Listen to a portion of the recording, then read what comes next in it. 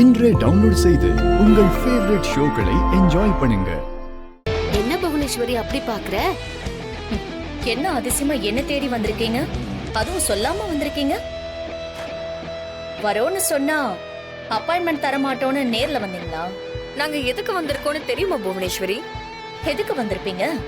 என் கால்ல விழுந்து மன்னிப்பு கேட்டு ஹோட்டல் விஷயத்துல தலையிட வேண்டான்னு கெஞ்சிட்டு போக வந்திருப்பீங்க. ஏனா நான் அடிச்ச அடி அப்படி. அடடடா, என்ன ஒரு கற்பனை! நீ நினைக்கிற விஷயம் இந்த ஜென்மத்துல நடக்காது. இந்த ஜென்மம் இல்ல, எத்தனை ஜென்மம் எடுத்தாலும் அது நடக்கவே நடக்காது. என்ன நீங்க சாதாரணமா நினைச்சிட்டீங்கல்ல? இல்ல, நிச்சயமா இல்ல. நீயும் யோசிச்சு யோசிச்சு எப்படி எங்களை ஒழிக்கலாம் தான் ட்ரை பண்ற. ஆனா நாங்க என்ன செய்யறோம்னா, அந்த விஷயத்தை முறியடிச்சு நீ குடுக்கிற கஷ்டத்தை படிக்கட்டா மாத்தி மேல மேல போய்கிட்டே இருக்கும். இந்த பெருமை பேச்செல்லாம் என்கிட்ட வேண்டாம். உனக்கு சில விஷயங்கள் தெரிஞ்சே ஆகணும். ஹோட்டல்ல ஆளுங்களை அனுப்பி தகராறு பண்ண வச்ச. இப்ப பாரு, நாங்க ஹோட்டல்ல திறந்துட்டோம். முதல்ல எங்க வீட்ல இருந்து எல்லாரும் கூட்டு குடும்பமா சாப்பிட்டுட்டு போனோம்.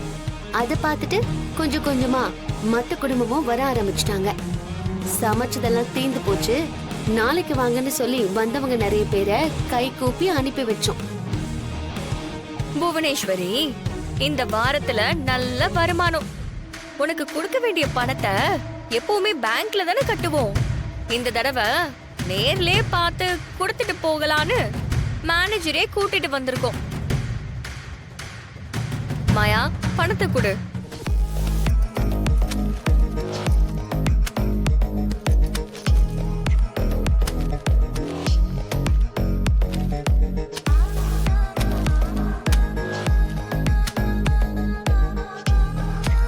செக் பண்ணிக்கோங்க.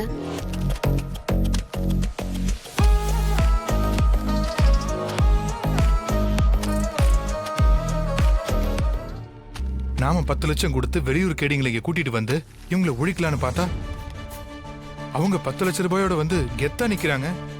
சார், எங்கேயோ இடிக்கல? டேய், கொஞ்சம் அமைதியாடுறா. எல்லாமே சரியா இருக்கு மேடம். பணத்தை எடுத்துட்டு போக ஏதாவது பெட்டி வேணுமா? இல்ல வேணாம் சார். இந்தாங்க சார், பத்திரமா எடுத்துட்டு போகணும்ல.